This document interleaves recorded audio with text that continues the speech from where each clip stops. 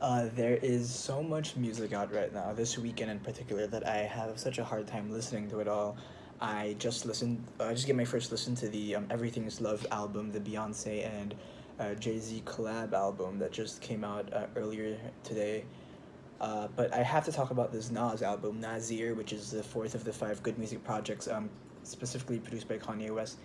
And I think it might actually be the my favorite produced of the four projects so far. It's not necessarily the most progressive and forward thinking or out the production like you see in Kids See Ghosts or you see in some aspects of Ye and Daytona, but it harkens back to an older, soulful, late registration ish, college dropout ish Kanye West, and heavily relies on sampling in a way that a lot of his older music relies on. And I don't know, it's pretty incredible. It's just as incredible as you would imagine from an album released by Nas and produced by Kanye. Like it not only hits its targets, but it exceeded my expectations. Uh, I have to say that the first few times I listened to the album, I was thinking that I thought the production was even too good. I think because I was getting distracted by it. I was listening to the album, but I couldn't focus on Nas's lyrics because I was so in love with the detailed production. I was my ears were, I guess maybe it's just me personally. I was more drawn to the production that when I was going in and out and actually listening to Nas vocal. So the first few times I listened to it, I thought actually that Nas's vocals were too mixed into the background and the production was a bit too loud. And I thought that for the first like five listens or so, and then I changed headphones, and then it sounded much better. So it might have just been my headphones. I changed headphones this morning. I listened to it again, and and it sounds very well mixed. Uh, I don't know. It's pretty incredible. My relationship with Nas is that I haven't actually listened to. I'm a fake fan of sorts. I haven't actually listened to any of his music from the last 20 years. You know, the only Nas album I've listened to is Illmatic, and the reason why I have been very hesitant about listening to his other projects is because I hear like the popular notion of which that Nas kind of fell off after Illmatic. I hear Stillmatic is quite good, but I never really got into it because I was so drawn to Nas' persona in Illmatic and his level of expertise and all this stuff that I was afraid of losing my respect. Not really losing my respect, but just feeling like he was less of an artist if I listened to his other lesser acclaimed projects. But I'm sure I was probably wrong because this album is it kind of proves that he has a level of talent in terms of his lyrical his lyrical content. His lyrics are just very creative, and his rhyming schemes are just as great as it was back in his debut album when I think he was like 19 or 20. And I remember when I first listened to Illmatic before, I was so drawn to his ability for storytelling, and I probably haven't really seen anything that kind of matches that level of uh, technical talent that I thought I saw when I listened to Illmatic the first time. And I've listened to it once in a while over the last few years, and I still am very impressed by it. You know, I've listened to more hip hop since then, but Nas's Illmatic was one of my first, I guess, breakthroughs in hip hop when I listened to something and I thought, wow, this is um, not just in terms of it being fun or whatever, but it transcended just being a fun album, and it was something very meaningful and moving and lyrically dense. And you get this in this Nazir album where he talks a lot about his how his perception of being, of the certain age right now. He's probably in his 40s or so, and he kind of looks back on how got to where he is and how he feels at this point in time and his different perceptions on child rearing and politics. A lot of the album is very political, where you have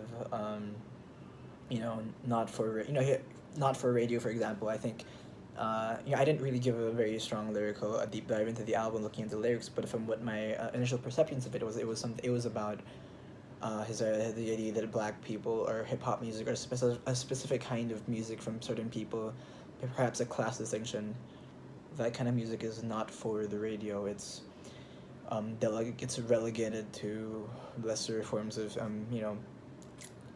um, of, of music, and I don't know, when I think of not for the radio, the first thing I really actually think of is the amazing production. I don't know. I guess I'm kind of I'm like a little unsure about how to separate the two because the production is so immaculate.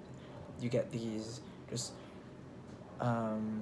it sounds like a religious Gregorian choir of sorts of vocal coming in the background, and there's so many layers and stuff. I don't know. When you get 70 Shake with her incredible vocals, that moves that she was great in Yay, and she's back here. Cops Shot the Kid, when the song came on the first time on the I was listening on Apple Music, it gave me my hairs the hairs on my arms stood up from the instrumental, from the production. Uh, what what a song! It might be my song of the year, I think, or at least one of them. I just love the production so much. It opens up with the Richard Pryor comedy skit, and then it goes into uh, a Slick Rick song. I think so. He's saying "Cop shot the kid, cop shot the kid, cop shot the," and then it keeps going on and on over the background, which I found a little distracting in the best of ways because I thought it was so good, and it propels the beat so well. Then you get Nas with his amazing lyrics going over it, and then you get probably Kanye's best verse in the last three albums. I think it might be his best verse. It's a great verse by Kanye West where he apparently Cop Shot the Kid. Cops originally was supposed to be in Kanye West's album. It was produced for Kanye West's album, and then he decided to give it to Nas, I think. So apparently there's a version of the song that was just Kanye West, that was for his album, which makes me think that maybe Kanye West's album was before the whole TMZ backlash. I think it might have been more political than it was, because if this was supposed to be on Kanye's album, it must have had such a strong political bent to it. It's very interesting actually to think about the songs that were supposed to be on Ye, or at least on Kanye West's solo album. We were supposed to get Ghost Town apparently, which we did get, but originally Ghost Town was made for Kanye West, and then went to Kids See Ghost and went back to Kanye West's album, and then we had Cops Shot the Kid. So that's a interesting. I wonder what the album was supposed to be before he scrapped it. White Label has an amazing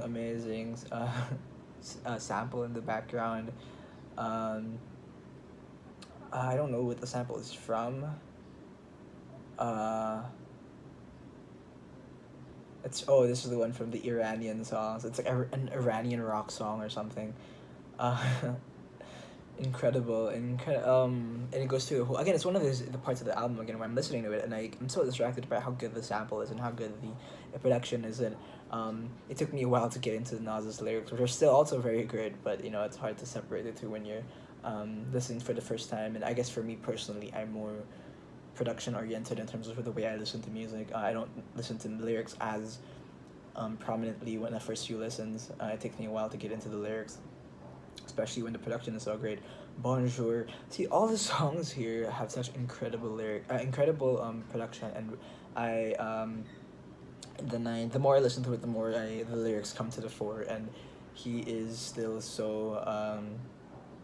There's something about his lyrical cadence that when you listen to it, everything sounds so melodic, and there are lots of internal rhymes. So when you hear it, it sounds like it's a lot of the times I feel like some of the things don't make he raps in a way that doesn't make necessarily narrative sense from line to line.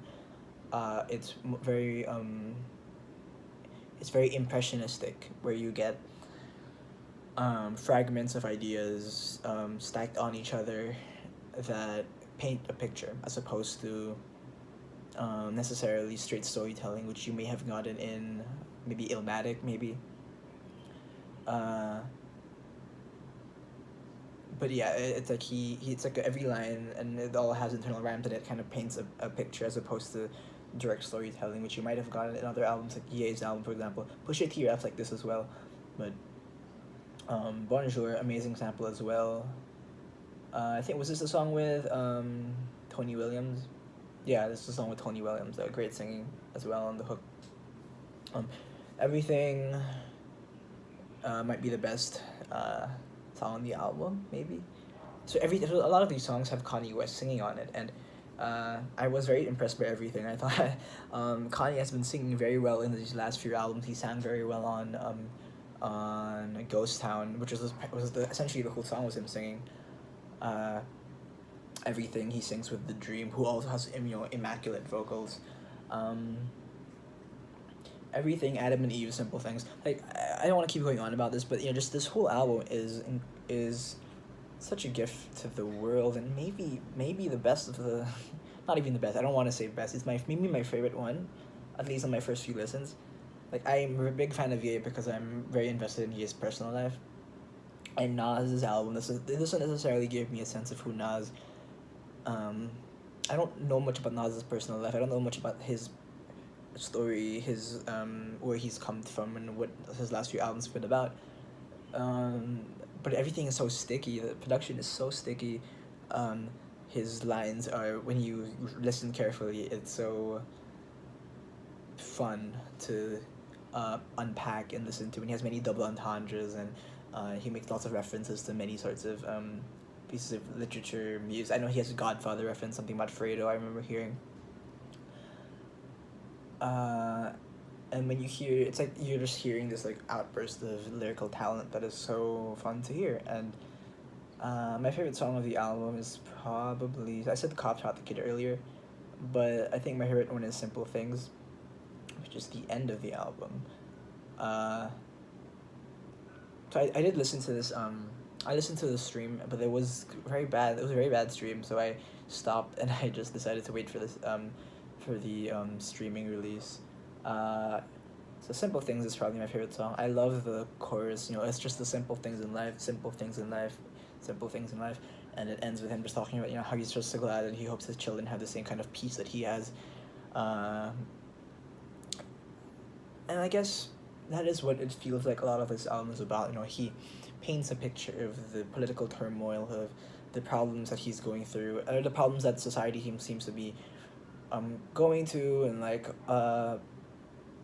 the issues that he starts to see or he notices around him, but he feels that at the end of the day, he manages to keep a peace of mind for himself, and he keeps perhaps even an optimism that things can be good, because he as an artist has come to a point where he's grown so much over the last 20 years, and from Illmatic to now, and he's so blessed with life, and he's so grateful for everything that has been has gone his way. And he even says, like, he mentioned something about how his lyrics have been let me look for it.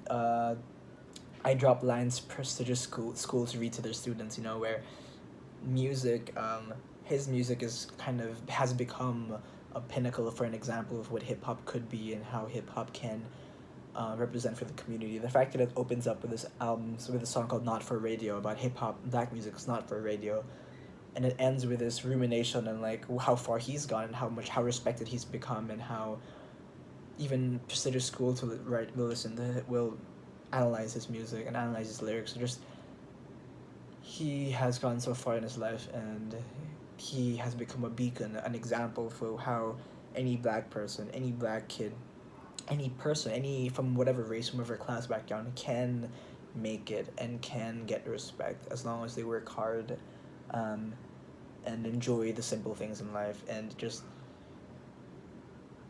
be grateful for everything. And I think that's what the album seems to, at the end of the day, be about. There's so much shit happening all around, but at the end of the day, it's possible to progress, and it's you have to be grateful for the opportunities that you get.